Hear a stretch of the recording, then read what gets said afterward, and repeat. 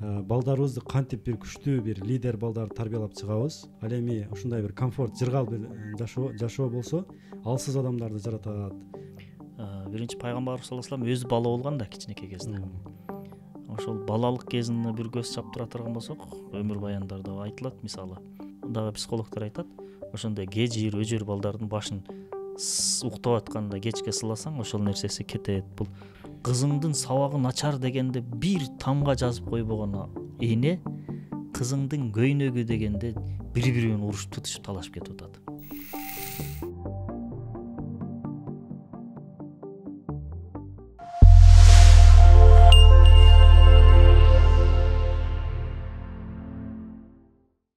Ассаламу алейкум, урматтуу мекендештер. Бүгүн дагы ушул бала тарбиясы боюнча жакшы бир подкаст болот.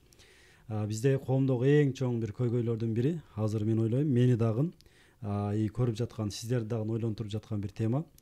Бул азыр комфорт, ушундай бир жашообуз жакшы.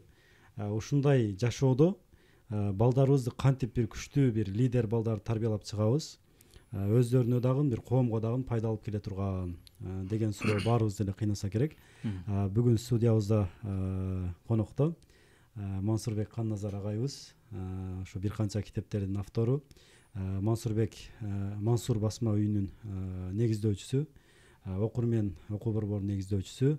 Ушул коомдо агартуу тармагында жакшы бир роликтер тартып келаткан агабыз. Буюрса конокто буга чейин негизи бул каналды Мансурбек агай өзү алып барып баштаган. Бүгүн Мансурбек агайдан суранып, ушул сизден дагы бир подкаст алсак, ушул элге бир жакшы бир пайда болот беле деп, негизинен ушул мына китептердин негизинде бир подкаст болот буюрса. Бул биринчиси Фатих Султан Мехмед хан.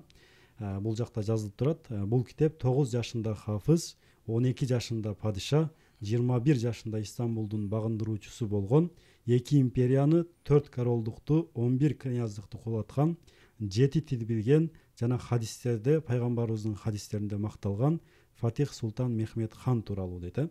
Кандай эмне деген адам болгон.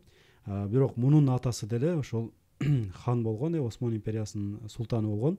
Бирок ошондой бир комфорт, жакшы бир жашоодо дагы ушундай бир баланы тарбиялап чыккан. Ушунун сыры эмнеде? Бүгүн ушул жөнүндө сүйлөшөбүз.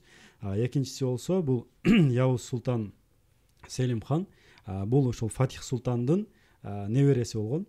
Небереси болуп, бул дагы ошондой бир комфорт, бүт бардык нерсе болгон. Султандын баласы болгон. Бирок ошол эле убакта өтө күчтүү лидер. Бул Явыз Султан Селим хандын убагында империя ушул аябай чоң бир жерди ээлеп, казына толгон дейт да. Ушундай бир инсандарды тарбиялагандын сыры эмнеде?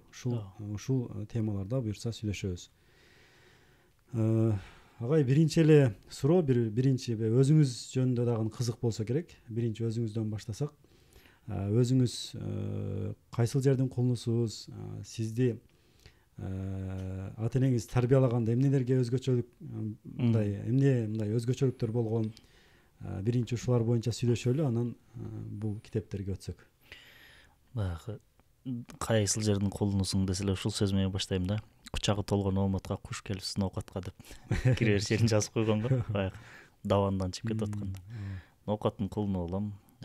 37 жаштамын. Араң 37ге чыктым, жаш элемин. 5 баланын 3 кыз, 2 уулдун атасымын. 4 бир туугандын эң кичүүсүмүн. Негизи ошо психология боюнча үйдүн эң чоңдору дагы көбүрөөк баягы аткаруу тармагында көбүрөөк жүрсө, үйдүн эң кичинелери тентегирээк, баягындай оюң зоокко жакыныраак, бузукулукка жакыныраак болот деген бир немелер бар экен да. Анан ортоңкуларынан лидер көбүрөөк чыгат деп. Себеби үйдүн эң чоңун ата-эне аябай эле басмырлап салат. Үйдүн эң кичинелерин болсо аябай эле эркелетип салат.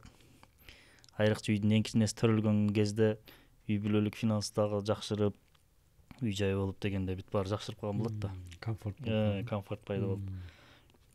Ортончулар тиги жакты да бул жакты да көрүп, мындай жашап кеткенге аракет кылган бир калк болот экен да. Мен ошо кичинекей кезде үйдүн эң кичинеси болгон үчүн кичине мен сүрөт тартканга, анан ыр жазганга кызыкчумун. Анан биздин үй бүлөдө салт болуп калган болчу, мен бир сүрөт тартсам кечинде бүт баары отуруп алып, агаларым, эжем, атам, апам болуп жанагы сүрөттү көрүшүп талкуулашчу, макташчу мындайча айтканда. Эми ал канчалык деңгээлде тартылган билбейм. Анан үйгө конок келсе сөзсүз бул салт болуп калган болчу. Менин сүрөттөрүм бүт көрүп чыгышып, ойлорун айтышып, апам ошону уюштурчу да. Сүрөттөрүң алып кел дейт дагы, конокторго таратып берет. Коноктор көрүп, бул мындай өлө макташчу. Анан чыгармачылык жаатындагы өзүмө болгон ишеним ошентип пайда болду деп кийин түшүндүм. Бир ыр жазсам, алып чык, кел, жана ырым окуп бердим аларга деп. Ырым окуп берсем, алар аябай макташып, шыгыса үйгө киши келсе сөзсүз менин сүрөттөрүмдү бир сыйра көрүп, бир сыйра лайк басып, коммент жазыш. Бул салт болуп калган болчу. Анан апам ошентип атты, анан мен чыгармачылыкка кирип кетишиме себепчи болду окшойт. Демек көбүрөөк апаңыздын таасири көбүрөөк болгон болжот да. Азыр деле бир YouTube'га видео чыгарсак же бир ролик тартсак, биринчи апам көрөт дагы, чалат дагы, айтат. Ушундай көрдүм, аябай жакшы болуптур. Дагы деле. Ошондон бүт тууган урукка жөнөттүм, көргүлө дедим. Эң күчтүү менин ошол видеолорумду көрүүчү же катталуучум апам, анан кызым. Эң активдер. Жанагы бир окуя бар го, бул Томас Эдисондун окуясы беле же Эйнштейн. Томас Эдисонду болуш керек, бул лампочканы ойлоп тапкан адам. Аны дагы мектептен жана кат жазып берет го, кечиресиз, сиздин балаңыз ушундай бул мектепте окуганга жарабайт, анын акыл деңгээли жетпейт. Сиз өзгөчө бир балдарды тарбиялай турган жерге алып барып окутуңуз балаңызды деп кат жазып берсе, баласы окуганды билбейт, аны алып келгенде апасы башкача кылып окуп берет да. Сиздин балаңыз өтө акылдуу, биздин мектептеги бүт программаларды мындай өздөштүрдү. Балаңызды үй шартында өзүнчө окутуңуз, бул балаңыз өтө эле мындай акылдуу экен деп ушундай бир деңгээлде баласына жеткирип, анан баласын өзү окутуп тарбиялап, анан ошончолук бир деңгээлге жеткенден кийин апасы дүйнөдөн кайткандан кийин жанагы катты таап алат го. Демек апалардын ошондой бир колдоосу чындыгында өтө маанилүү экен. Ооба. Эми биринчи эле ушул жана комфорт жашоо деп эдикпи? Комфорт жашоо азыркы учурда жанагы Дубайдын эмеси, Дубайдын эмири айтып кеткен. Ушундай бир кыйын мезгилдер, кыйын шартта жашаган кыйын мезгилдер, мамлекетте кыйынчылык болгондо күчтүү адамдарды жаратат. Ал эми ушундай бир комфорт, жыргал бир жашоо болсо, алсыз адамдарды жаратат деп айтып кеткен сөзү бар. Негизи эле мына биз бала тарбиясы боюнча болсун, өзүбүздү тарбиялоо боюнча болсун, же башка темада болсо деле эң биринчи мындай баштай турган, үлгү ала турган инсаныбыз бул албетте пайгамбарыбыз саллаллаху алейхи вассалам. Пайгамбарыбыз саллаллаху алейхи вассаламды Аллах таала айтат, өзүбүз мен Аллах таала тарбиялаган да, мындайча айткандачы.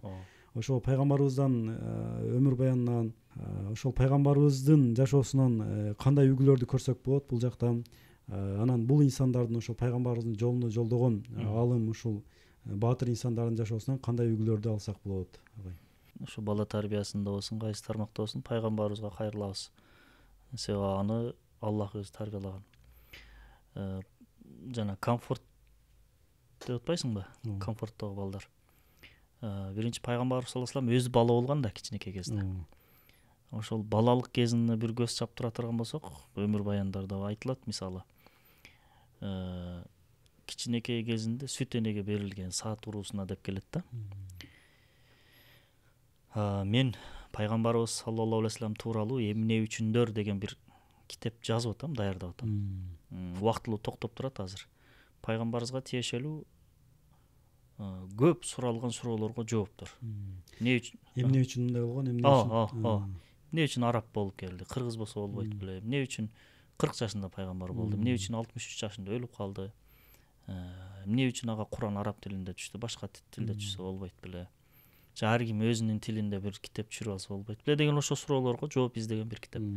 Ошонун арасында пайгамбарыбызды эмне үчүн кичинекей кезинде сүт энесине берди? Ошол жакта кичинекей кези балалыгы ошол же саат уруусунда өттү, эмне үчүн деген суроого жооп издедим.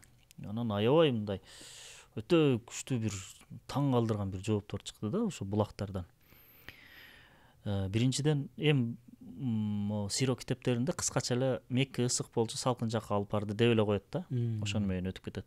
Ооба, бул деле туура. Ошондой болгон. Мисалы биз деле азыр жайында Бишкекте айылдарга жөнөтүп атпайбыз балдарды. Ооба, бирок бул эле эмес. Эң негизги себеби айылда эмне бар?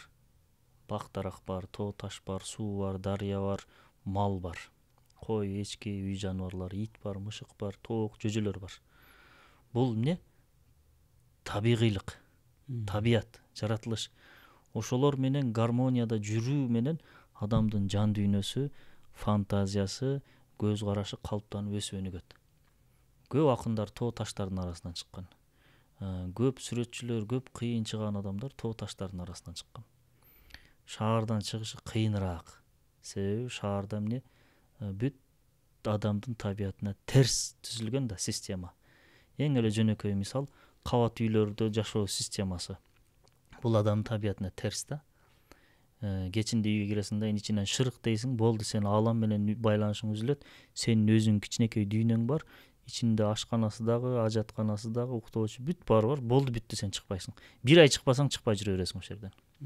Бул табиятка терс. Үстүңкү кабатта азыр мен жашаган үйдө үстүңкү кабатта ким жашайт, астыңкы кабатта ким жашайт, мен билбейм. Жада калса, бияк жакта бир кошунаны келинчегим бир байланыш эле билбесем, мен билбейм, тааныбайм да. Болбосо 3 жылдан бери жашап жүрөм. Бул адамдык табиятка терс, социологиялык чоң бир катастрофа десек да болот. Адамдары баары жакшы эле табигый болчу, кабат үйлөргө кирдик, табигыйлыгыбыз өлдү, табияттан алыстап кеттик да. Мисалы жаңылыктардан окуп калабыз го. Жалгыз жашаган карыя ошо батиринде жатып өлүп калыптыр, 5 күн жатыптыр, 1 жума жатыптыр деп. 3-4 жыл болуп калды, ошто бир кемпир ошонтип өлүп 1 жума жатыптыр. Жытынан табышыптыр. Бул өтө уят, өтө жаман нерсе. Негиз биздин табиятыбыз, жерге жакынбыз.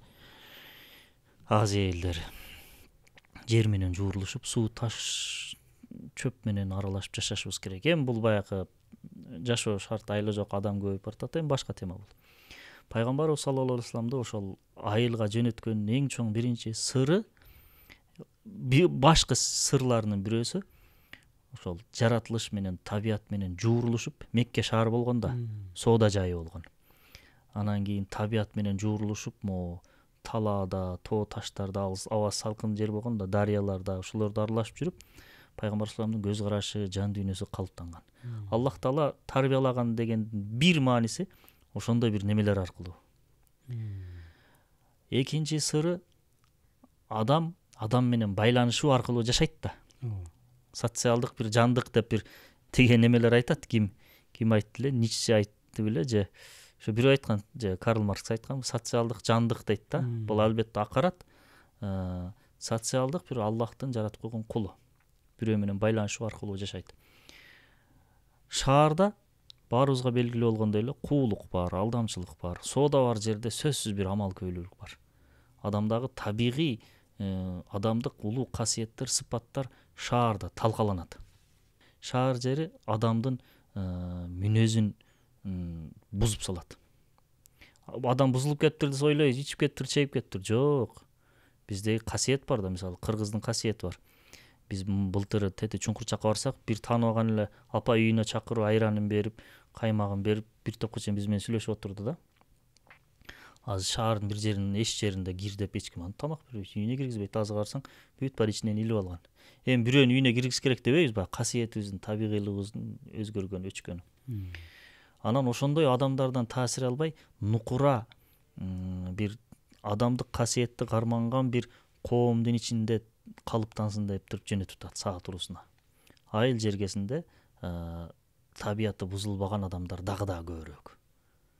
Айыл жер тоготушпайт, мисалы алар караңгы замандан артта калган деген бир стереотип бар да. Чындыгында айылдын адамдары жөнөкөй, жупуну, табигый болот. Анан дайыма башкалар менен сүйлөшкүсү келип кызыгып турат. Сүйлөшүү аркылуу көп нерсе ачылат, өсөт, өнүгөт. Дагы бир сыры тил. Ошол кезде тарыхчылар жазат, 7-кылымда эле Мекке шаар болгон, шаар жер болгондугу үчүн араб тилин бузуп сүйлөшкөн дейт. Элестет, 7-кылым жөнүндө сөз болуп турат. Нукура араб тилин шаар жеринде сүйлөбөйт болчу, араб жерлеринде, айыл жерлеринде жана көчмөндөр нукура араб тилин сүйлөшкөн дейт. Ошон үчүн пайгамбар саллаллаху ошол жакка барышынын дагы бир себеби ошол. Эмне үчүн ал араб тилин жакшы билиш керек эле? Себеби ал адамзатка кайрылып атат. Келечекте кайрыла турган бир зат. Куранды адамзатка жеткизе турган бир зат. Жеткизгенде ошол араб тили менен жеткизет. Араб тили менен жеткизет. Ошон үчүн бул дагы маанилүү факторлордон. Азыр мисалы шаарда бүт эле короого чыгып ойносо, орусча сүйлөп ойноп атышат. Айылга жөнөт. Айылда сонун кыргызча үйрөнүп келет мисалы. Эч ким менен ойноп, чоң ата чоң энелер да кыргызчаны дагы таза сүйлөшөт. Ошол себептен неме болгон дейт. Анан шаар жерде бүт баары бар, чайканалар бар, ашканалар бар, кафелер бар. Ошолордон алыс болуп, шарты катаал. Эң эле жөнөкөй мисал, ошол мисалды көп айтам мен. Батирде жашасаң, жада калса ажатканага барсаң деле кыйналбайсың да. 4 кадам ташысаң ажатканаң даяр. Ысык муздак суусу менен. Айылда ажатканага барыш эмне? Өзүнчө чоң иш. Неменин тамарканын этегине барып, малканалардын арасынан аралап өтүп, алмалардын этегине өтүп, баратып бутуң сууга бир малынып калышы мүмкүн. Ошентип жетип, кайтып басып келесиң. Бул ошол немени тарбиялап бышырганга бир неме. Эми элестет, жөнөкөй эле ажатканага барып келиш үчүн ушунча процессти басып өтүп атсак, мал жайышың керек, эгин сугарышың керек, жана ошо. Азыр эми айылдарда деле тамарканын этегиндеги ажатканалар жок болуп, үйлөргө кирип кетти окшойт менимче, көп жерлерде. Телефон деген нерсе чыкты азыр. Бирок баары бир айылда ошо эч болбосо бир алманы үзүп жеп же түшүп калган түбүндө алманы алып жөө аркылуу бир аз табият менен гармонияга киресиң да. Мен да сөзүңүздү бөлдүм. Айылга көптөн бери 4-5 жылдан бери бара эле келем, мындай бара эле келем дегенде бир көп убакытка. 15 күндөй туруп келдим. Сиз айткандай, туура телефон бар ал жакта дагы, азыр комментарийге да жазса керек, телефон чыкты айылда деле ошол депчи. Бирок ошол болгону менен эме экен да, сиз айткандай жумуштар бар. Мал жайыш керек, кичине бир жумуштар чыгат, тияка барыш керек. Баары бир бала телефондон алыстайт экен да, мындай шаардагыдай эле мындай бекем байланып калбайт экен да.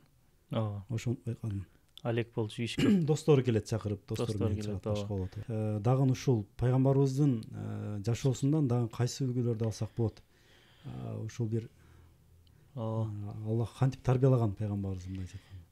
Негизи өтө чоң тема. Биз азыр пайгамбарыбыз жана бала тарбиясы деген темада бир китеп даярдап атабыз буюрса. Насип кылса чыгып калар. Өтө көп дагы бир мезгилдер бар. Пайгамбар саллаллаху алейхи вассаламдын чоң атасы Абдулмуталип. Меккенин абройлуу аксакал лидерлеринен болгон да. Эл башкарган мынткеле деген бир лидер аксакалдардан болгон. Ошол пайгамбарыбыздын атасы төрөлүү электе кайтыш болду. Апасы 6 жашында беле, 7 жашында, 6 жашында кайтыш болуп атат. Жетим калып атат кичинесинен. Ушул эмне үчүн пайгамбар жетим калган деген теманы чуксак да, мунун артынан да өтө чоң бир неме чыгат экен. Дүйнөнү башкарган жетимдер деген бир китеп бар экен. Мындай карасаң, жетимдер жашоодо өтө көп ийгиликтерге жетет экен да. Жетимдер күчтүү болот экен. Себеби кичинесинен таяна турган эч кими жок, айла жок. Мен өнүгүшүм, өсүшүм керек деп аракет кылып атып туруп көп ийгиликтерди багындыргандар бар экен жетимдердин арасынан. Эми бул башка тема. Пайгамбар саллаллаху алейхи вассалам чоң атасы ошол Абдулмуталип бул жетим калды деп дайыма жанын ээрчитип, Меккенин лидерлери чогулуп отуруп алып туруп, Меккенин тагдырын чече турган чоң кеңешмелерге барганда жанына отургузулат экен. Ар бир лидердин өзүнүн отура турган орду бар экен. Абдулмуталип келгенге чейин анын ордунда пайгамбарыбыз отуруп турчу экен. Кичинекей кезинде. Ал келип анан алдын отургузуп алып небересин ошолордон сүйлөшчү экен. Анан кичинекей бала кичинесинен баягы лидерлердин кеңешмесин, машваратын угуп ошол жерден жетиле баштаган дейт да. Бизде салт бар го, сен барчы, чоңдордун сөзүнө аралашпа деп кууйбайбыз. Бул эң жаман неме. Ошол эле көрүнүш могу немеде дагы болуп атат. Фатих Султан Мехмед ханда дагы. Жанагы атасы Султан Мурат бул дөөлөт болуп атат, Осман дөөлөтү. Ошол мамлекеттик бир маселелерди чечип аткан кеңешмелерге Фатих Султан Мехмед ханды жанына алып отургузуп алчу экен. Кичинесинен. Мындай сөзгө аралашпайсың, унчукпайсың, бир угасың деп туруп отургузуп койчу экен. Ошол эле көрүнүш кайталанып атат. Бул дагы бир неме да, мисалы биз аталар көбүнчө башка достор менен барып калабыз, кээде бир жолугушууларга барып калабыз. Ошондо учур болуп калганда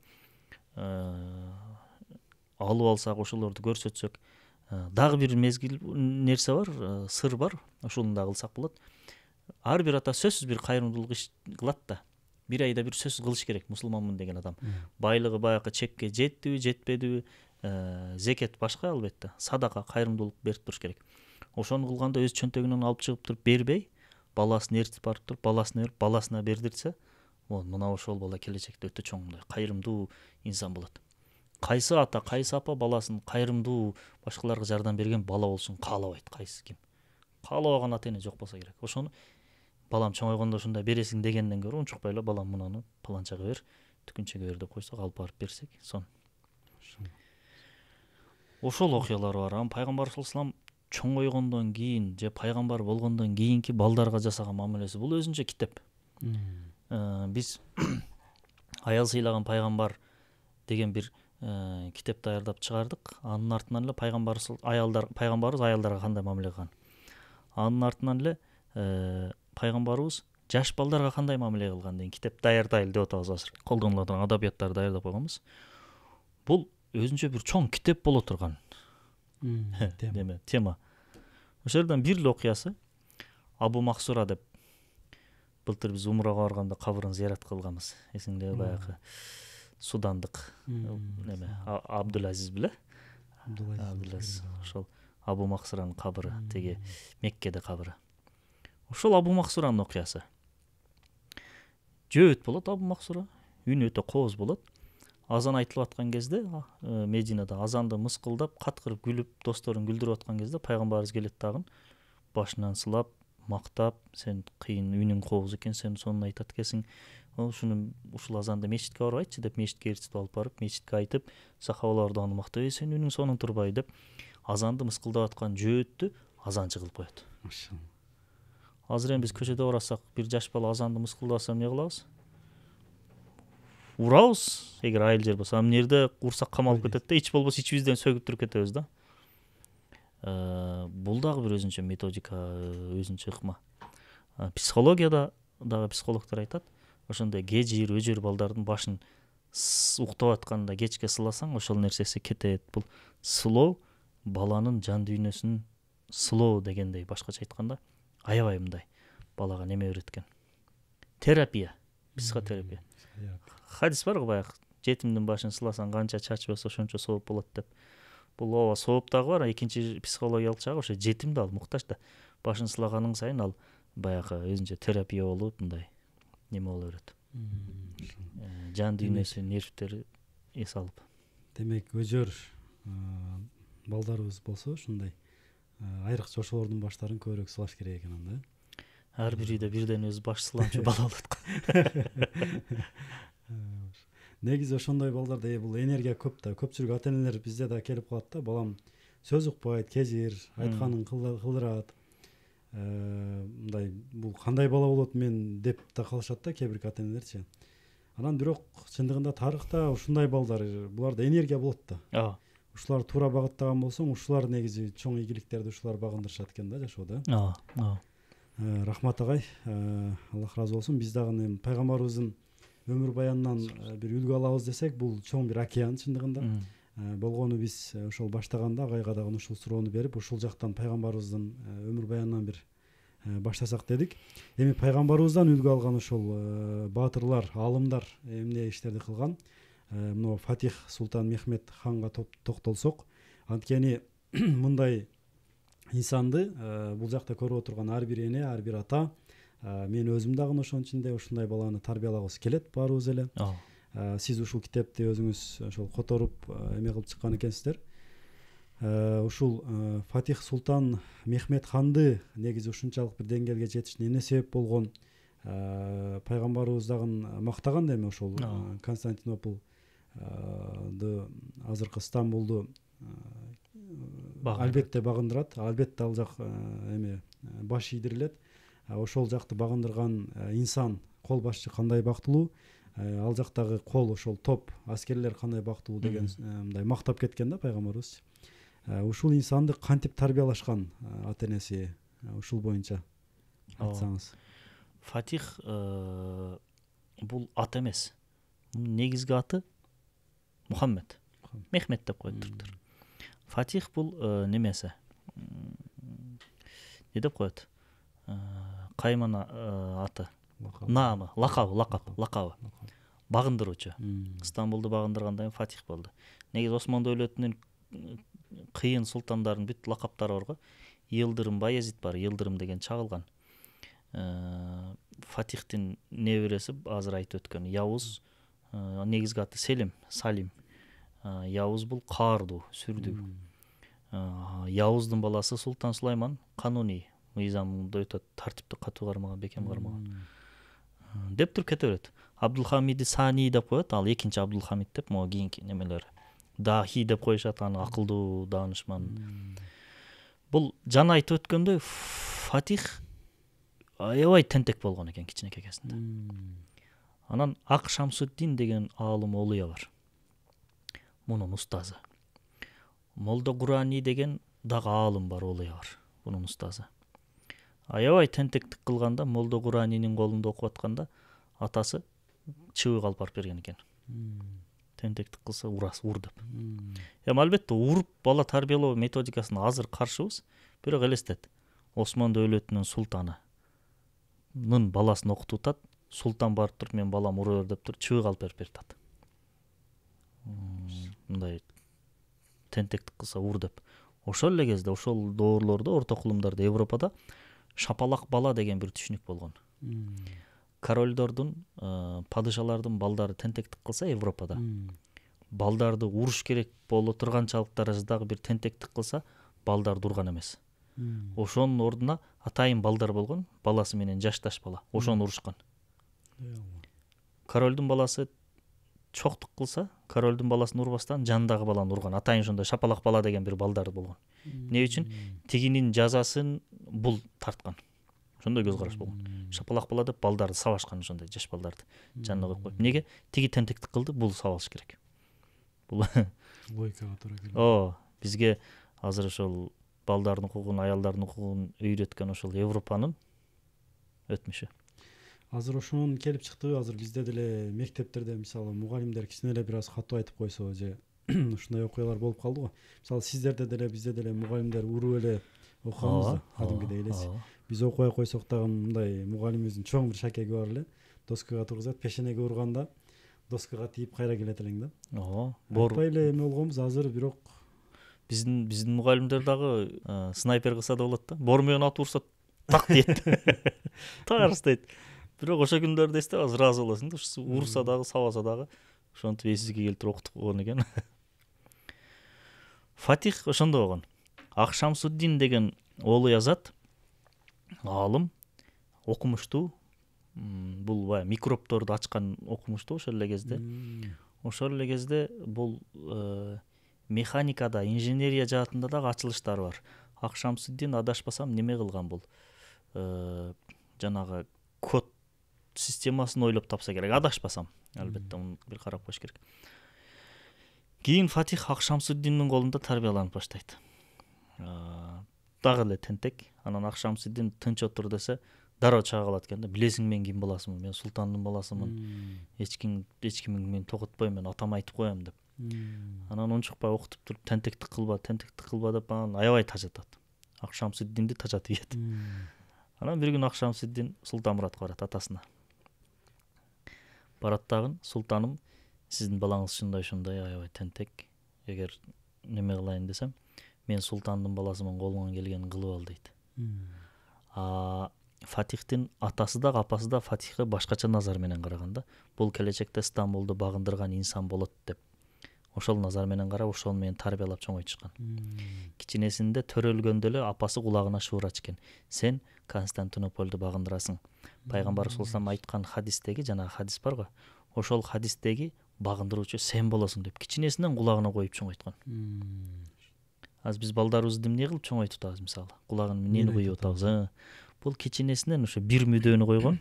Сен Константинополдун багындыруучусу болосуң. Кичинесинен ошону айтып баланы чоңойткан. Ошондой бала, мүдөө менен чоңойтулуп аткан бала. Бирок устазын укпай атат, устазын тоготпой атат. Десе, Султанмурат ойлонуп туруп туран Ак Шамсуддинге кулагына бир нерсени айтат. Ушундай кылайлы дегенде, Ак Шамсуддин айтат, султаным мен аны кыла албайм дегенде, мен падышамын, буйрук берип атам, ушуну аткарасыз дейт. Баласынын агайына. эртеси дагы сабак маалында сабак болуп атат. Фатих дагы тентектик кылып баштаганда Фатих эмес, Мехмет. Мухаммед тынч отур десе, тынч отурбайм мен. Менин атама айтып коем. Менин атам султан, мен султандын баласымын деп аткан кезде эшик ачылат дагы Султанмурат кирип келет. Бизче айтканда класска. Кирип келгенде Акшамсыздин султан кирип келет да. Усман дөөлөтүнүн султаны, бир нече мамлекеттин султаны. Бизче айтканда президент кирип келди да. Кирип келсе Акшамсыздин жанагы мындай тиктейт дагы. Ордунан туруп барып жагыктан бир чабат. Падышаны. Фатих карап турат биякта. Сен тыкылдатпай кире турган ким болуп калдың бу жерде деп кыйкырат. Кыйкырганда Султанмурат колун көкүрөгүнө алып тагын кечирип коесуз устаз дейт дагы. Чыгып башкадан кир дейт. Чыгат дагы эшикти тыкылдатып туруп акырын ачып, устаз кирсем болобу дейт. Кир дейт. Анан кийин ушундай деп бир маселени сүйлөшүп туруп кетет. Фатих ошону көргөндө болду бит. Мен ишенген атамды устазым сабап атса деп туруп, ошондон кийин Акшамсыздин үмүтү баш ийип калган дейт да. Мына тарбия. Сен президентсиң. Жөнөкөй бир мамлекеттин дагы, жөнөкөй дейин, бир мамлекеттин президенти эле эмес, бир нече мамлекетти башкарган президентсиң. Балаңдын көзүнчө, балдардын көзүнчө, балаңдын мугалими сени башка чабып атат. Ошондой бир ыкмада, ошондой бир тарбияда бул Фатих тарбияланып чоңойгон. Бул жерде эми эң негизгиси эле алып караганыбызда бул мугалимдин, устаттын ордуну өзүнүн ордуна коюп атат да, мындайча айтканда, сыйыны көтөрүп берип атат балага. Анан бала ошону угуп жатат да. Демек биз дагы коомдо азыркы учурда канчалык деңгээлде биз балдарыбызды мугалимге тапшырып атпайбыз. Тапшыргандан кийин адам мындай урматтаган, сыйлаган адамын угат да. Туурабы?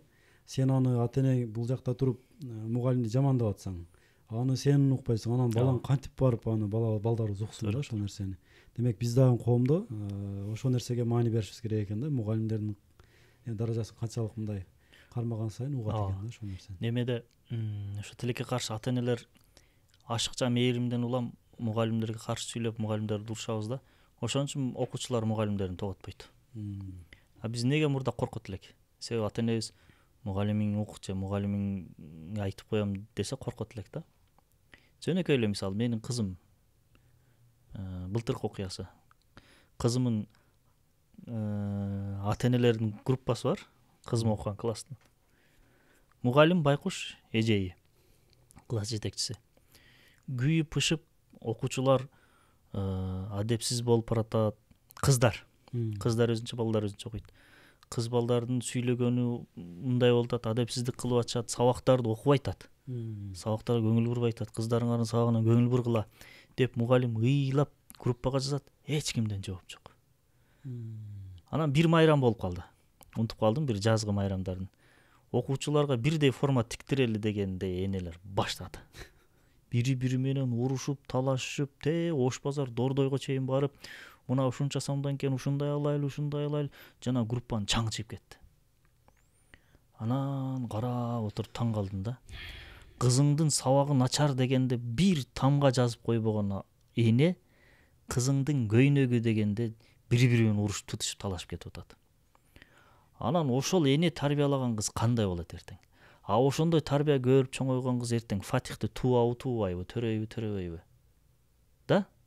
Өкүнүчтүүсү. Тилекке каршы биз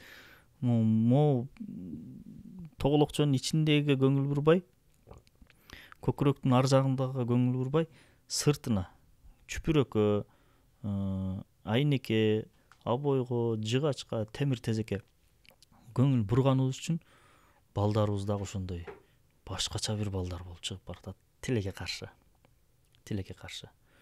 Неге мындай болуп кеттик? Таң калышты чындап эле. Анан ошол баягы бир коомду алсыратууну кааласаң, ушул 3 нерсени аткар деген неме бар го. Мугалимдерди жаман көрсөт, үйдө отуруп бала тарбиялаганды бул караңгылык, эскичилик сыяктуу көрсөт. Үчүнчүсү, ошол коомдун чыган баатырларын, аалымдарын, тарыхый инсандарын жаман зөөкүр адам катары көрсөт деген бир процесс бар да. Азыр мугалим экен десе, байкуш дейт ата-эне сөз. Байкуш мугалим экен. Же кызына жуучу кесе, балам эмне иш кылат экен десе, агай экен десе, байкуш кой. Агай болсо бербей эле коелу. жана мамлекеттик саясат болуп атпайбы, кайсы Ташиев айтты беле, ушундай даражага жеткизебиз, мугалим балдарга кыздарын бергенге мындай неме кылабыз, кызымды ушу мугалимдерге берсем экен дей турган даражага жеткизебиз деп ошондой бир саясат жүрүп атпайбы? Өтө сонун бир саясат неме кылып атат. Мугалимдердин, ага эжелердин даражасын көтөрүү, аброюн көтөрүү. Мен чоңойгондо мугалим болом деген бир ошондой мүдөөгө, максатка айлана турган бир деңгээлге жетсе, чоңойсом мен мугалим болом, агай болом дей турган бир мүдөө болгон бир кесипке айланса, ушул мугалимдик кесип, ошондо коом өзүнөн өзү оңолуп кетет эле. Азыр бизнесмен болсом, банкир болсом деген бир көз караштар бар го, же таанылган актер болсом деген бир мүдөө бар да. Ошол сыяктуу эле мен агай болсом, мен эжеке болсом деген бир мүдөө менен балдар кичинесинен чоңое турган бир деңгээлге жетсек, сонун болмок. Мен буга чейин жана Абсамат Масалиевдин өмүр баяны боюнча өзү жазган китеби бар го. Өзү жазган китеби бар, ошону окуган элем. Көп жыл болду, 10-15 жыл болду окшойт. Ошол жакта жазат да, баары эле ошол тушта мисалы Абсамат Масалиев 1933-жылы төрөлгөн болсо, Исхак Разаков 1911 болсо, ошо 33 жылдары төрөлүп, ошол доордогу бир кыйынчылыкты айтат да. Кийиминде канча жамачы бар эле. Анан тиги байкелердин 2-3 байкесинин кийимини бул кийип аткан болобу, ушундай да катар баягы шымды ушундай кийип атканы. Анан ошол эле убакта энесиби ушул бир кемсер бир тиги берип, ошону мектепке кийип барса, калгандардын канчалык ага суктанганы жөнүндө бир кемсигечи, ошолорду дагы мындай жазат да. Айтайын дегеним, ошол кишилер ошондой эле бир шартта жашады. Бирок алар сиз айткандай сырткы эмеси начар болгону менен алар бул жагыны жакшы толтурушту. Эмне деген инсандар чыкты да. Эгер ошол кийими начар болуп калса эле мектепте же башка болуп калса, ал андан бир жакшы инсан чыкпай калат десе, бир ушулардан чыкпай калыш керек эле да. Ушундай деңгээлде азыр ошо балдарга биз зулумдук кылып атабыз да. Оюбузда мээримдүүлүк кылып атабыз, бирок зулумдук кылып атабыз. Мисалы айткан нерсесин алып берип коебуз да. Мисалы биз кичинекей кезде велосипедтүү болуш эң чоң мүдөөбүз болчу. Азыр велосипед алып бериш көйгөй болбой калды. Мен кичинекей кезимде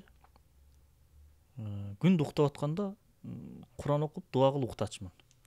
Анан жатып алып туруп мынтип уктайсың да, эй Кудай, велосипедим болуп калсын деп дуамин кылчу элем, эсимде да. Күндө. Бирок дуам кабыл болбоду. Бирок азыр машинам бар. Балким ошол машинага неме болгон окшойт, кийинки кабыл болгон окшойт. Бирок күндө жатып алып велосипедим болсо, мен кошуна досумдун велосипеди бар болчу, 24 велосипед. 28-24. Ошону жалдырайт элем да, берип турчу, мен бир тебейин деп. Ал берип туруп карап турчу, эми албайкшы, ал деле велосипедин аяйт да, бузулуп калса дагы оңдой албайт. Анан айылды бир кыдырып келип, рахмат дос деп велосипедке отуруп төөп баратканда сүйүнгөнүңөн иштериң титиреп, колдоруң титирейт деп кой. Бул ошондо 2000-жылдары да, 2000-жыл 98, 2000-2002 жылдар. Оор мезгилдер. Анан азыр ата велосипед алып берчи дегенде алып берип коюш эми 100% оңой болуп калды дейм, бирок көп деле көйгөй эмес да, велосипед алып берип коюш. Ошого баягы бала ошондой каалап, мүдөө кылып, тилек кылып жетсе бир нерсеге, ошонун кадырын, баалуулугун билет да. Азыр биз эмне кылабыз? Ата ушундай алып бер десе, биз оюбузда жакшылык кылып, жакшы көрүп атабыз, алып берип койтабыз. Азыр балдарды сүйүнтүш, балдарды таң калтырыш мүмкүн эмес болуп баратат. Кыйын. Азыр могу сен көтөргөн телефон, iPhone канча? 16бы? 15. 100 миң алдың мисалы. Азыр мектеп окуучуларынын колунда көрөм ошондой. 100 миң болбосо да, бир 60-70 миңдик телефон, $1000, $800 телефон. Ал бала ага оңой эле жетти. Атасы же баягы узартып төлөө деген неме менен алып берип койду, же алып берип койду. Негизи биз кичинекей кезде андай деңгээлдеги нерселер эмес, биз ошо жөнөкөй бир телефон же мектепке кийип барганга бут кийимди алыш биз үчүн чоң мүдөө болчу. Сентябрды биз эмне үчүн күтөт элек? Бир сыйра кийим кылабыз. Анан сентябрда ошо жаңы кийим менен мектепке барабыз. Ошону күтчү элек. Сентябрга чейин эмес, алысыраак деле июльдар деле кийим алып берип койчу. Көбүн эле айылдагы балдар, себеби сентябрга жакын кымбаттап кетет деп. Анан июль, август ичи сентябрды күтөсүң да. күндө баягы туфлиңи кремдейсиң, өзү кремделе берип жылтырап күзгү болуп калган. Дагы бир сыйра кремдеп, чаңдарын сүрүп, туфлини кийип, костюм шумун кийип, күзгүнүн астынан мынтип туруп, бир көрүп туруп, кайра чечип жүрүп коесуң. Крем дегенден кийин жанагы бир чүпүрөк алып жылтырат. Мынтип жылтырат. Анан алып келгенден кийин атаң айтат, кийип чыкчы кана дейт. Азыр кийип чыкчы дебейт эч ким. Алды, албады, болду, эч ким деле билбейт. Эми ушул маселеге баарын эле ойлонуп аткан маселе болсо керек. Менде дагы ушундай бир эме бар да. Мисалы менин кызым дагы 5ке чыгып калды. Бирок сиз айткандай жана комфорт жашоо, эмне десе алып бересиң. Эми колдон келишинче жанагы өзүң акча чогулт деп берип, акча чогултуруп эме кылганга аракет кылабыз. Бирок аз айылга жөнөттүм. Айтканда айылдан эме болуп келсин деп. Бирок ошол муну биз ала турган сабак бул жерде биринчиден буларды тарбиялай турган мугалимдер экен. Мугалимдерге болгон мамиле. Экинчиден жана пайгамбарыбыздын өмүр баянынан айтып бердиңиз.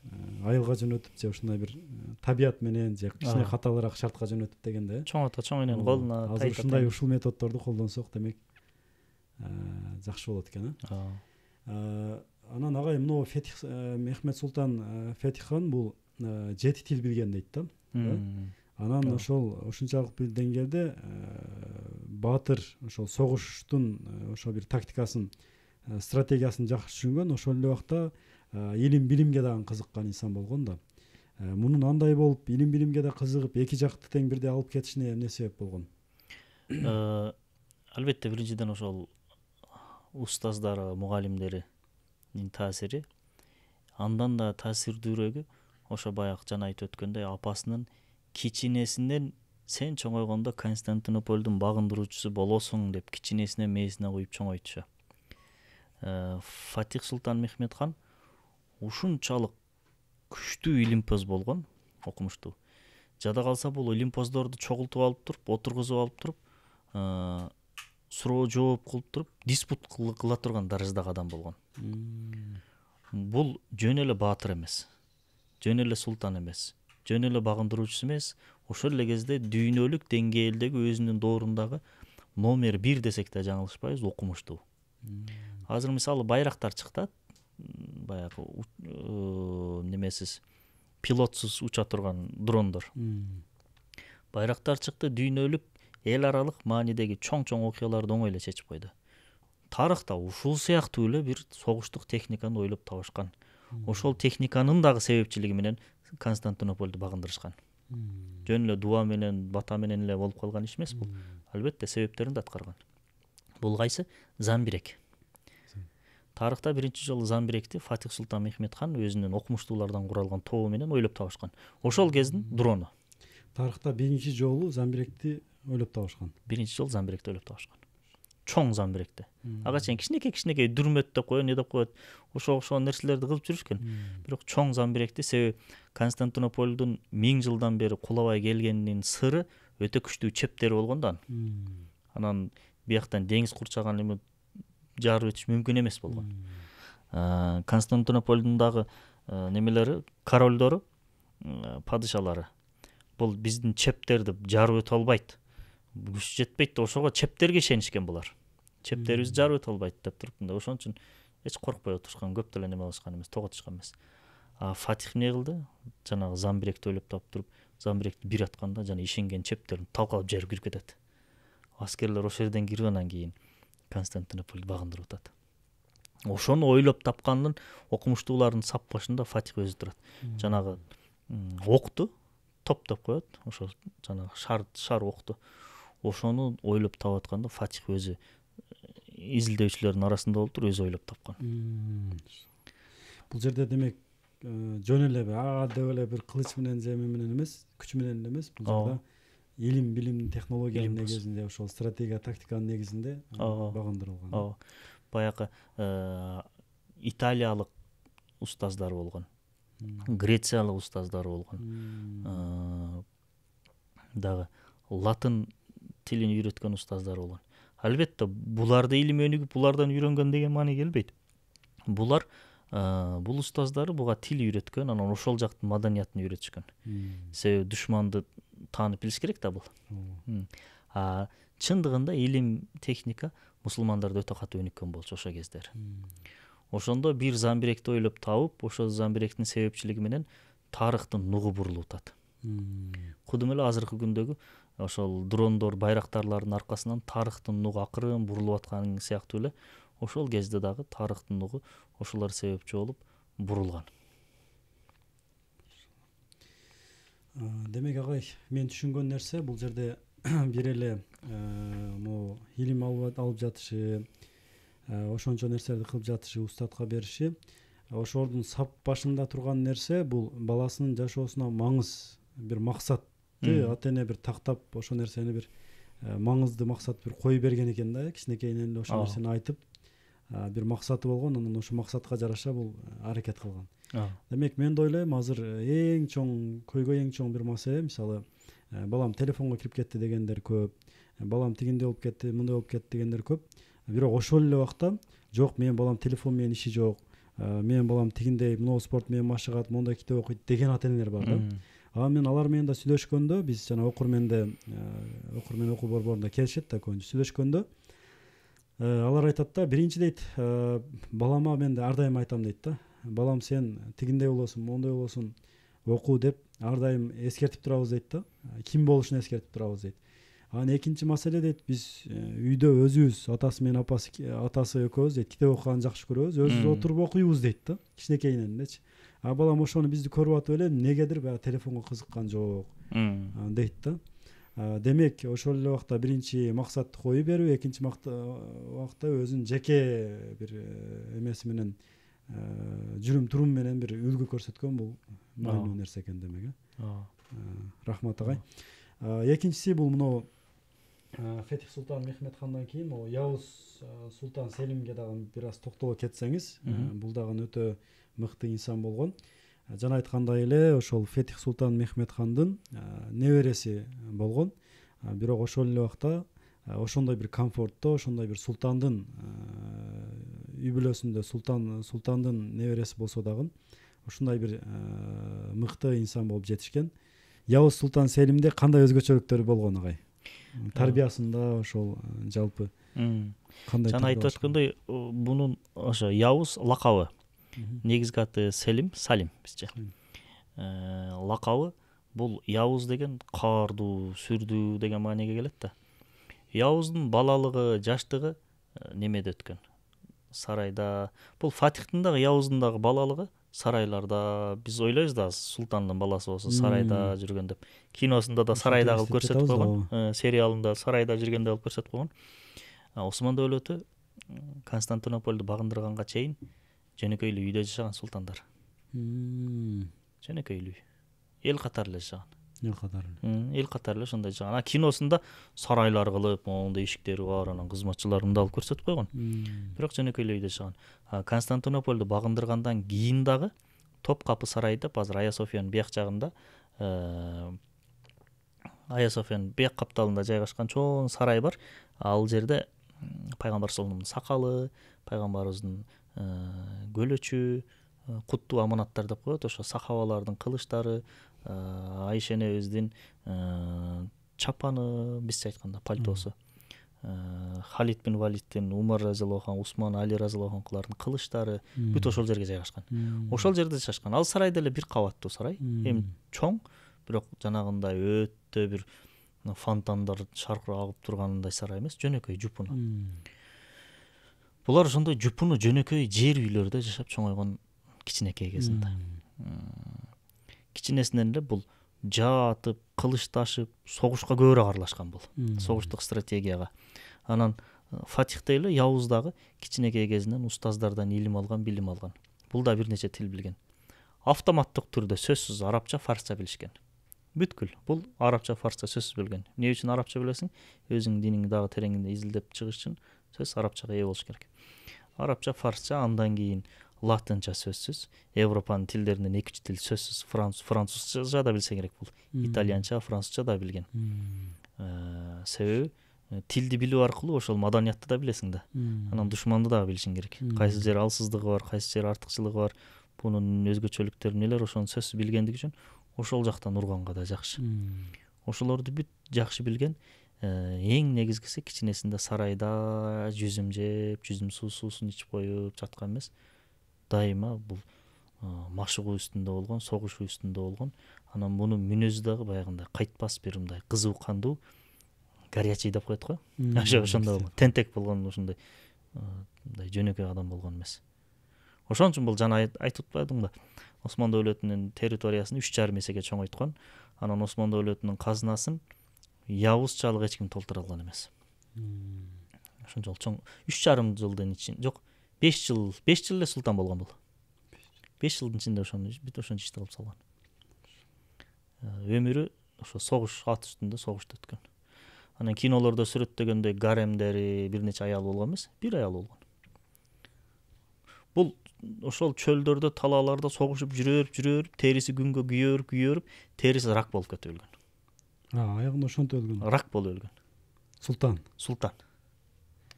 Султан күнгө териси кечки күйөрүп, ошодон рак болуп кеткен. Бул демек тамак көп жеп сахар болуп калган эмес. Демек бул негизи мен түшүнгөн нерсе, бул негизи бизде ошол биздин динибиздеби, ошо Осман империясында дагы султандарды тарбиялап чыгуунун, жаш ошол султандарды тарбиялап чыгуунун өзүнүн бир методдору болгон экен да, мындайча айтканда. Устаттарга беришкен, кыйынчылыкты көрсөтүшкөн, атайын максат коюп беришкен, ошентип тарбиялап анан ушундай адамдар чыккан. Ошол Осман Devleti'nin 600 жыл өкүмдарлык кылып турушунун дагы бир сыры ушул. Султандарды комфорттон алыс кармаган. Бала тарбиясына өтө жакшы маани беришкен. Тарбиядагы сүннөт жолду кармашкан. Ошол. Мындай өзгөчө бир мындай бир нерсе деле жок, жөнөкөй эле. Балага милдет берген, айтып өткөндөй. Комфорттон алысыраак кармаган, ашыкча эркелеткен эмес, мээримди ашыкча берип салган эмес. Анан динин өтө жакшы үйрөткөн. Анан дин өзүнчө, анан неме өзүнчө болуп, анан биз ошентип келгенден кийин анан башкача бир балдар чыгып атпайбы кийин. Бизге окшогон. Азыр бизде эме кылсаң эле туура эл кыйла түшүнүп калды, бирок арада түшүнбөгөндөр да бар. Эме десе эле бул светтик билимдерди үйрөнүш керек, тиги жака кирсе молдо болуп кетет, анан акча таппай калат, кантип жашайт деген маселелер болот да. Бирок тарыхты карасак, биздин ата бабаларыбыз, бул султандар дагы ошол эле убакта дүйнөлүк илимди да үйрөнүшкөн, ошол эле убакта динди да үйрөнүшкөн, экөөсүн айкалыштырып мыкты инсандар болуп чыгышкан да. Жакында эле бир ошол бир Абу Али бин Синаны тааныйбыз да биз. Медицинада мен ушундай бир көрсөткүчтөрдү көрсөткөн, жакшы жыйынтыктарды көрсөткөн. Медицинанын атасы мындайча айтканда, андан сырткары дагы бир аты эсимден чыгып турат. Бир инсандын бир эмесин, окуясын уктум эле. Ал дагы өтө күчтүү ушу медицинада жакшы бир ачылыштарды кылган экен. Ал дагы бирок биринчи башталышында ошол дин илимин үйрөнүп, фикх маселеси, ошол илим, Куран жаттап ушинтип, анан аны көпчүлүк ойлошкон экен, бул аалым болот, мыкты аалым болот, ушул жактан кетет деп. Анан бирок ал ошону үйрөнүп бир жерге жеткенден кийин медицина жагына кызыгып, мыкты медик болуп кеткен экен да. Ошентип бул дин дегени жөн эле аалым болуп эле элге кызмат, динге кызмат бул эле эмес. Сен мыкты медик болсоң дагы ушул элди дарылап, ушул жактан дагы бул дагы ушул бир динге чоң бир кызматтардын бири экен демек. Анан ушул Мехмет Фатих Султан ханды мен да окуп чыкканмын да, ошо окуп чыкканда ошол жерде бир окуясы бар. Устаты киргизбей коет да. Акшамсуддин болуш керек. Эбил Вафа. Адаштырып атат экен демек. Устаты баягы бир согуштан келгенде киргизбей коет. Бир аалым кишиге келгенде киргизбей коет дагы. Анан кийинчерээк бир себебин айтат да. Ошол окуя жөнүндө бир айтсаңыз, эмне үчүн киргизбей коет? Бул ошо Фатих Султан Мехмет хан фатих болду, Константинополду багындырды 21 жашында. 21 жашында. Муса канчадасың? 23 өтүп кеттир. Ак жол канчадасың? 31. 22дасың, сен да өтүп кеттир. Ак жолдон 1 жаш кичүү кезинде Фатих Султан Мехмет хан 1000 жылдан бери кулай элек бир империяны кулатып туруп, анын борбор калаасын, жүрөгүн багындырып, дүйнөдөгү тарыхтын нугун өзгөрткөн. Орто кулумдардын тарыхы бүтүп туруп, жаңы тарых, жаңы доордун тарыхы башталып атат. Дүйнөнүн мындайча айтканда бир мындай образын айтканда дүйнөнүн тагдырынын өзгөрүшүнө таасир эткен. 21 жашында. 21 жашында. Анан Фатих деген наамга ээ болду, лакапка. Анан Константинополь багындырылды. Ая София 1000 жылдан бери турган, азыр 2000 жыл болду, 2000 жылдан ашты. Ошо чиркөөнү мечит кылды. Башкача айтканда христиан ааламынын руханий борбору болуп саналган Ая София. Ошону мечитке айландырып, ошондо чоң ийгиликке жеткенден кийин бир күнү Лала деп коет. Заганос Лала деген бул бизче айтканда устаты дайыма жанында жүрүп, мамлекеттик башкаруу системасын үйрөтүп турган бир мугалими агайы. Дайыма жанында жүрүп, тарбиячысы. Экөө аты менен барат дагы Эбул Вефа деген аалым болду. Барып туруп эшигин тыкылдатат. Тыкылдатса, Эбул Вефанын шакирти ачат. Ассаламу алейкум. Биз устазга келдик эле, бир зыярат кылып сүйлөшүп кетсек дедик эле. Десе, шакирт айтат, мен устаздан бир сурайын. Ким болсо да устаздан уруксат сурагандан кириш керек. Келеттен устаз султан келип тур, Фатих. Сиз алдыңызга келейин деп атат десе, Эбул Вефа тийип турат да, мен бош эмесмин, кете берсин деп коет. Султанга. Десе жана шакирти кете бериңиз дейин десе, султан. Анан кантип айтам дейин десе, устаз. Эки оттун ортосунда калат. Тийип туруп калганда, устаздын айтканына каршы чыгыш бул адепсиздик дейт.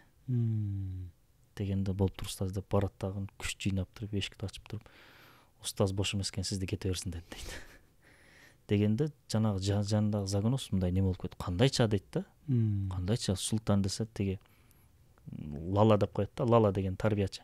Лала дейт да. Унчукпа дейт. Анан ошерде Фатих Султан Мехмед хан ушундай сөздү айтат. 1000 жылдан бери эч ким жарып өтө албаган Константинопольдун чебин жарып өттүм дейт. Эбул Вефанын жыгач эшигин өтө албай койдум дейт.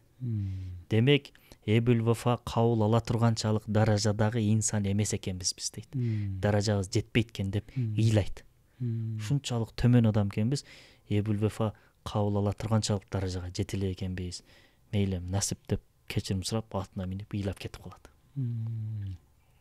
Анан жанагы шакирт кайра кирсе, устаз ыйлап отурат. Анан кийин шакирт сурайт, адепсиздик кылып атам, кечирип коюңуз, бирок сурайын дейт.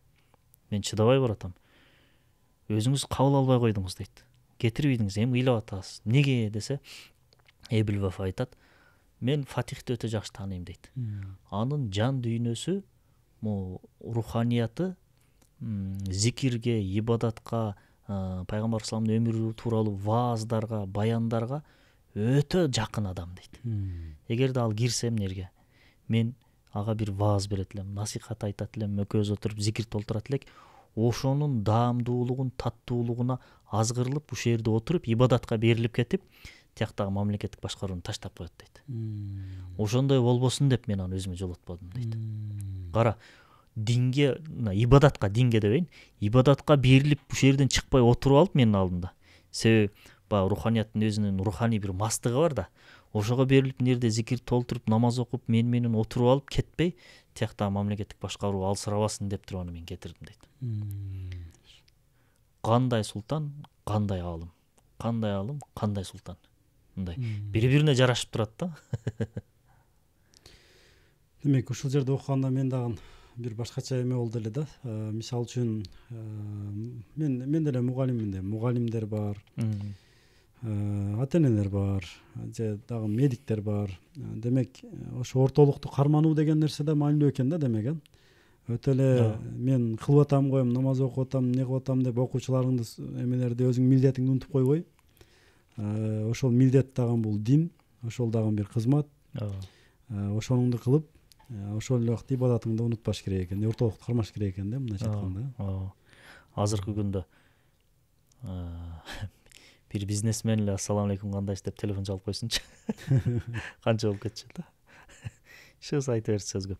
Бул ошол жактарынан бир сабак алып, бул Фатихтин дагы бир окуясы бар. Фатих Султан Мехмед хан Константинопольду багындыргандан кийин биринчи университетти ачат Стамбулда. Азыр дагы деле бар Фатих университети. Ошондо 1453 жылы неме болбосо, 1455-56 жылдары неме болот. Фатих университети түптөлөт. 14 университет. Биринчи университет түптөлөт. Университет түптөлгөндөн бул өзү султан. Илимге аябай мындай ашык инсан. Анан университетке келип туруп мен окуйн десе, университеттин бизче айтканда ректору дагы бир устаз. Султаным дейт. Сынак тапшырасыз, өтсөңүз окуйт, өтпөсөңүз капа болбоңуз дейт. Азыр мен сизди султанды окутуп койсом, могулар башка студенттерге адилетсиздик кылган болом дейт. Десе анан султан карайт да кечирим сурап анан кадимкидей экзамен тапшырып өтөт. Өтүп анан ошол университетте өзү окуйт. Бул агай эме азыр биз шүгүр эми баягы намаз окуп калдык, кичине сакал коюп калдык, жоолук салып калдык дегендей да. Анан бирок дин дегенде негизи бул жагы негизи маанилүү да туурабы, адилеттүүлүк деп атпайсызбы? Азыр биздин коомдо канчалык деңгээлде ушул адилеттүүлүктү өзүбүз кармай алып жатабыз да? Канчалык деңгээлде балдарыбызга үйрөтө алып атабыз? Ооба, негизи ошол бир Кытай ишкеринин немесин окудум эле, макаласын. Кытайдагы дүйнөлүк брендтердин жасалмасын чыгарган бир заводу бар экен. Ошол айтып атат. Мусулмандар деп кайрылып тур да. Мен силерди түшүнбөйм дейт. Дүйнө жүзүнөн айрыкча араб мамлекеттеринен өтө күчтүү бизнесмендер келет дейт. Дүйнөлүк брендтер бар да. Ошол брендтердин жасалмасын жасатып алып кетишет дейт. Кытайдан өндүрүлгөн бетине ошону мен чаптап берем, жасап берем, алып кетишет дейт мамлекеттер. Анан биз сүйлөшүүлөрдү жүргүзүп ошентип аткан кезде дейт, миллиондогон баягы вагон товарларды биз мага өндүртүп туруп сатып алышат өздөрү дейт. Анан сүйлөшүү учурунда, жолугушуу учурунда обед маалы болуп туруп ресторанга кирип калсак, мунун халалбы деп сурашат дейт. Мусулмандар силерге суроо деп атат да.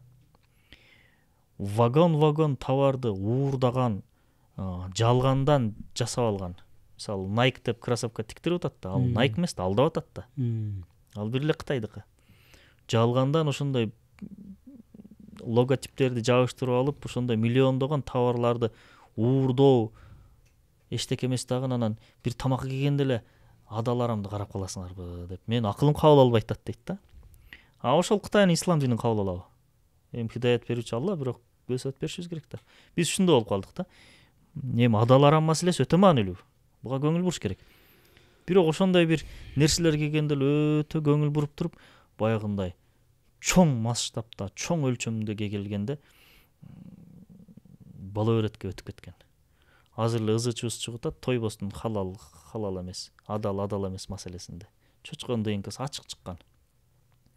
Ошол санэпидемстанцияда иштеген жанагы инспектор Марип деген жигит менен мен таанышып, ар бир документин көрүп, өзүм изилдеп чыктым. 1 ай орозо бүтөрү менен 2 ай болуп кетти. Анан миллиондогон мусулман адал болгондугу үчүн колбасасын жеп атат. Маякта турган бир мусулман адал жей бер деп атат. Мен ошол немеден да чалып сурадым жеке. Жей берейинби дедим. Десем, немеге айткан ага чейин Марипке? Чочкон ДНКсы чыгып калды. Өзү 2 анжы болуп атат. Мен чалсам, шектенсеңиз жебеңиз, кааласаңыз жей бериңиз дейт. Чочко жегенге түртүп атат мени. Боло берет. Жок, бул өтө чоң маселе. Биз ушундай болуп, кичинекей нафсыбыздын артынан, акчанын артынан арам нерсени адал дегенибиз үчүн ал жакта газаны бошото албай атабыз. Дагы башка жерлердеги адилетсиздиктерге токтот деп токтото албай атабыз. Жакында эле мисалы аялын атып койгон окуя азыр резонанс болуп атат. Ошого окшогон нерселерди токтотуп, мынтип алдын алып, ошондой сөзүбүз таасири жок болуп атат. Ошондой бул адал жей бергиле дегендер бизге ушу күнгө чейин чочкон жедирип келип турду, анда кандай болуп калат? Эми Аллах эмесин берсин, эми бардыгыбызга туура түшүнүк берип, ушул баягы пайгамбарыбызга дагы Жабраил алейхиссалам келгенде 3 нерсени сурайт экен да: иман эмне, ислам эмне, ихсан эмне депчи. Анан иман менен ислам эми аны айтып берет экен. Анан ихсан деген нерсе, бул иман, ислам деген маселе бизге келди дейт да, бир алым айтып жатат. Бирок ихсан деген маселе бул ошол биздин мисалы Аллах көрүп турат деген сезимди толук жүрөк алып кирүү, бир иш кылып жатканыбызда дагы Аллах көрүп турат деген нерсени ошол карап турат дегендей бир деңгээлде кылуу дейт да. ушундай бир деңгээлге жеткенге эми Кудайым буюрса жетет го дейбиз. Эми бул иман келди, ислам келди, бунусуна дагы акырындап жеткендер бар.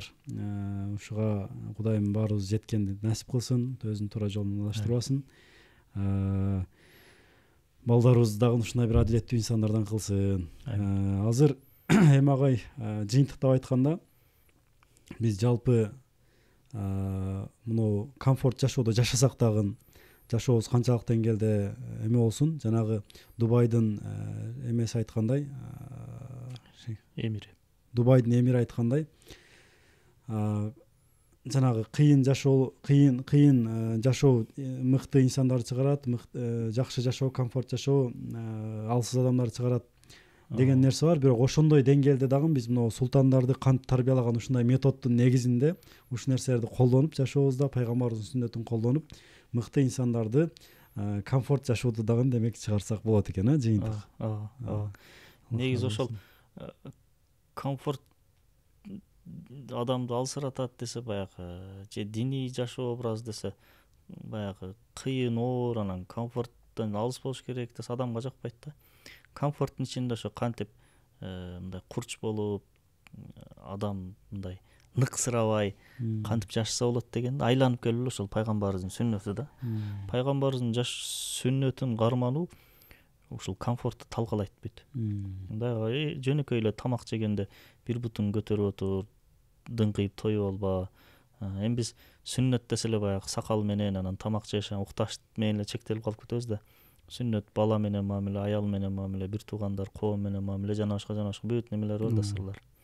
Анан ошол баягы Дубайдын эмири айткан араб болуп атпайбы? Ошо акыркысы бир дагы окуяны айтып берейин. Ошол нарагыракта эле жашаган Сауд королдугу. Ошол жердин дагы бир королу болгон Файсал бин Абдулазиз. Файсал бин Абдулазиз биринчи Сауд королдугу түзүлүп, Сууд болсо керек, Ибн Сууд. Өзү корол болот дагы 36-жылы түзүлсө керек. 48-50 жылдарга чейин корол болот. Ал өлгөндө анын балдары болот дагы, 2 баласы болот. Бир баласы Файсал, бир баласы Атнун Тутам, дагы бир баласы бар. Ал чоң баласы сарайда чоңойот. Файсал чөлдө чоңойот. Тайтасынын колунда.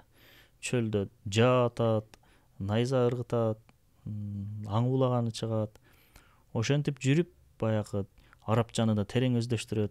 Чөлдө шарт катаал да. Арабтар дагы чөл жашоосу шарт катаал, кыргыздар да тоонун башындагы жашоо шарт катаал да. Көчмөндөрдүн жашоо образы ушундай. Араб менен кыргыздын окшоштук жагы ошол да. Араб чөлдө көчүп жүрөт, мээ кайнаткан ысыкта. Кыргыз тоолордо, кычыраган кыштарда болсун, немелерде, тоолордо көчүп жашайт. Экөө тең мал менен. Анан Файсал бин тиги сарайда чоңойгон байкеси атасынын ордуна корол болгондо мамлекетти отургузуп таштайт. Казынада эң аягында 1 тиын калбай калат. $300 калыптыр этегинде. Ушунчалык чачыптыр. Бул оюн күлкүгө жакын адам болот дагы, аял алып эле, жыргап эле ошентип жата берет. Анан Файсал алымдар чоңолтуп, ызы чугулуп көтөрүлүп чыгарып туруп, байкесин кетирип туруп ордуна өзү султан болот. Султан болгондон кийин, анан кийин азыркы мисалы Газа деп атпайбызбы?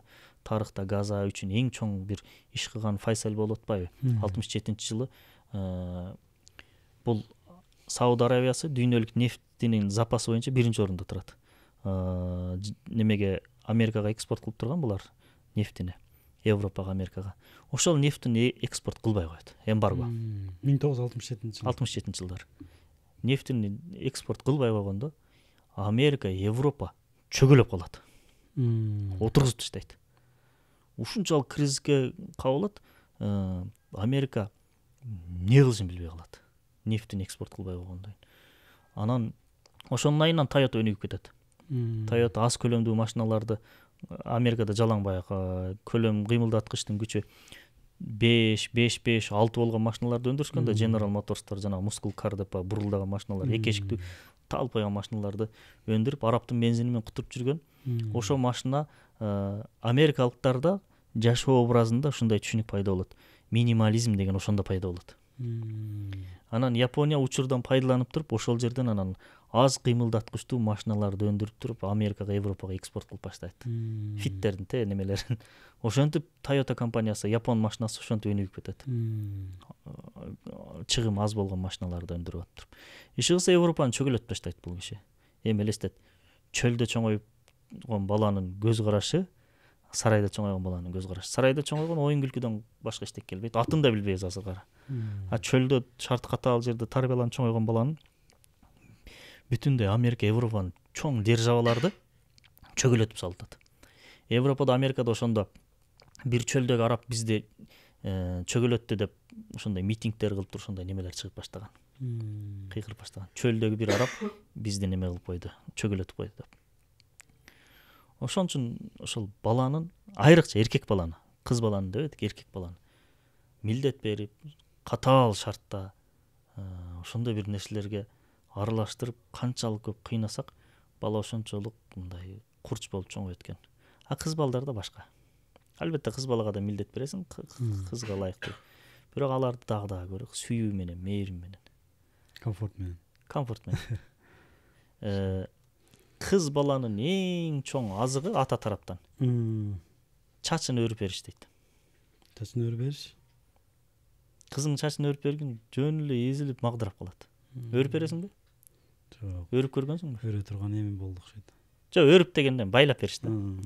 Тарап, анан кийин жана резинасы менен байлап берип койсоң, ошол кыз дейт, аябай немеси өсөт, чоңоет дейт.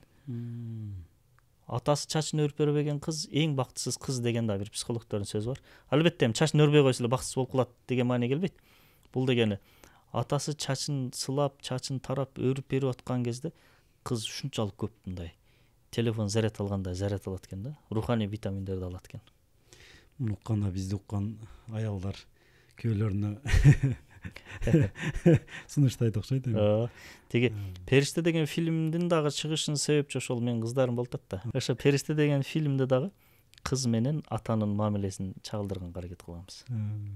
Баягы менин кыздарым келип мени менен кантип ойнойт, чачтарым мынтип байлап мен ойноп, ошентип неме кылганды, ошолорду көрүп туруп анан кыздын жашоосунда атанын орду аябай башкача болот да негизи.